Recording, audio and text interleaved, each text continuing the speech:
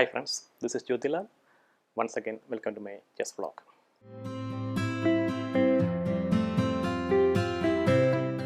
So, I am once again examining the pawn chains, this time from the black side.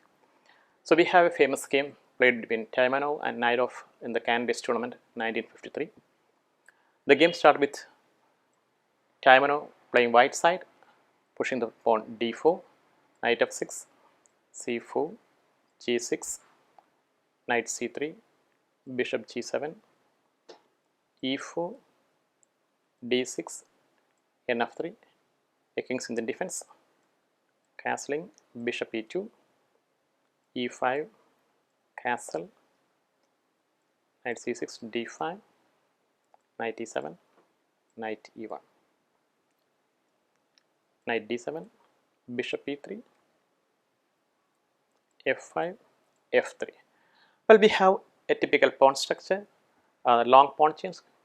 White has got his pawn chain from g2 to d5, indicating that he has got space on the queen side. So he should play against the pawn that is opposing the tip of the pawn chain, that is the d6 pawn. You should consider playing c5 and expand further on the queen side. And black, on the other hand, has got his pawn chain from c7 to e5.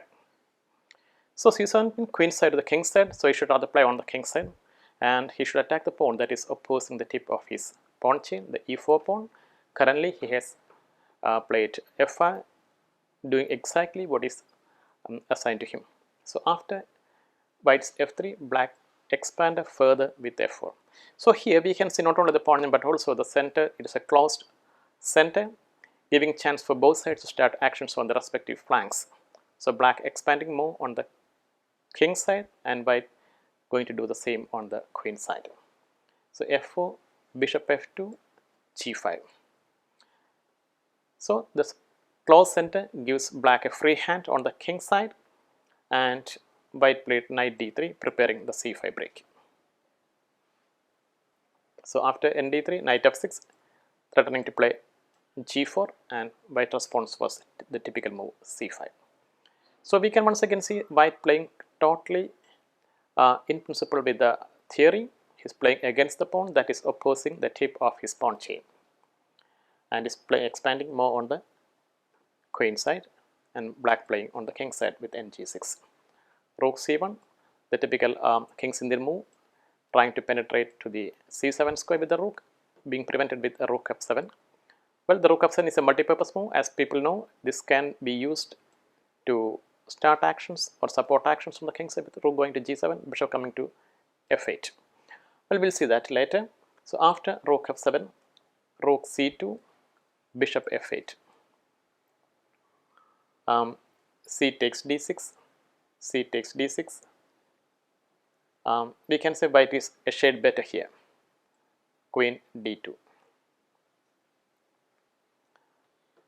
g4, black wasting no time. Rook f7, and now black has got two possibilities, playing g3 as well as gf3. He played g3.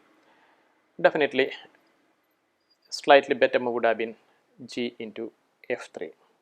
So after g3, h into g3, f into g3, white is having a more comfortable position here, but lots of complications here. It is not easy to wade through all these complicated lines. And white played bishop into g3, knight h5. At the cost of one pawn, black gets some kind of play. We can say a bit of initiative on the king side, and bishop h2, bishop e7. Here white could have continued with knight d1, but he made a mistake of knight b1 under pressure. Bishop d7, the position almost equalized here. Queen e1. Now we can see black penetrating through the dark colored squares. Bishop g5, knight d2, bishop e3, check, king h1. Black continued with his dark color invasion with queen g5, bishop f1, rook k f8. Black expanding rapidly on the king side, and white played rook d1 with the threat of knight c4, which was swiftly prevented with b5. a4. Here the correct move is knight h4, increasing the pressure enormously on the king side, but he failed to play that. He played a6. Then ensued a into b5, a into b5, rook c7. It is still not clear as to how this rook is going to muster support from the rest of his forces. Black can now play either knight h4 or rook g7. Knight b3, and now knight h4. Black is almost winning. Rook went back to c2. A better option would have been rook in d7. However, even with rook d7, the result is not going to change. Now bishop h3, even rook f3, both are winning. Bishop h3.